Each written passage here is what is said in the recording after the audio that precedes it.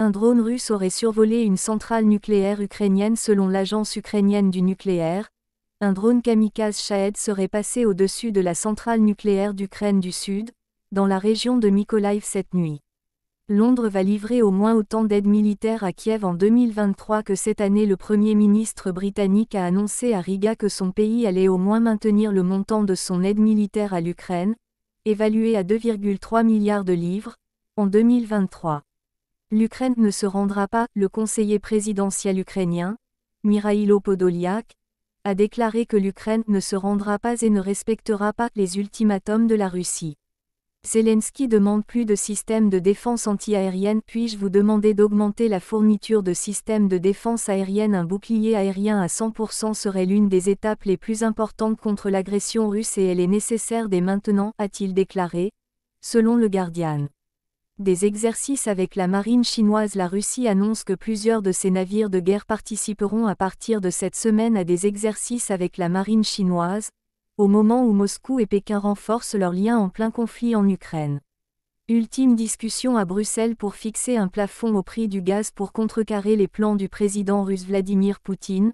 La Commission européenne veut instaurer un prix maximal d'achat du mégawattheure de gaz, notamment dans le cadre d'achats groupés. Des dégâts assez graves dans la région de Kiev. L'attaque de drones russes a causé des dégâts assez graves dans la région de Kiev et 3 zones de la région sont restées sans électricité, a déclaré le gouverneur local, Oleksiy Kuleba. Des exercices militaires en Biélorussie. Des unités militaires russes vont effectuer des exercices tactiques en Biélorussie, frontalier de l'Ukraine, rapporte lundi l'agence de presse Interfax, citant le ministère de la Défense à Moscou. Des explosions entendues à Kiev. Le maire de Kiev confirme que des explosions ont été entendues dans la capitale ukrainienne. Kiev a été attaqué par des drones lundi matin. Les autorités locales ont exhorté la population à se tenir prête à se mettre à l'abri. La milice Wagner tient un rôle majeur dans les combats à Donetsk. Dans son rapport du jour, le ministère britannique de la Défense souligne le rôle majeur que tient le groupe de mercenaires russe Wagner dans les combats d'usure autour de Bakhmout dans la région de Donetsk, à l'est de l'Ukraine. Une trentaine de drones abattus selon Kiev. L'armée de l'air ukrainienne affirme sur Twitter avoir abattu 30 des 35 drones lancés par la Russie pendant la nuit sur Kiev. Une rencontre Poutine. Loukachenko. Le président russe Vladimir Poutine devrait s'envoler pour la Biélorussie ce lundi. Elle avait également utilisé son allié comme rampe de lancement pour une attaque avortée contre Kiev en février.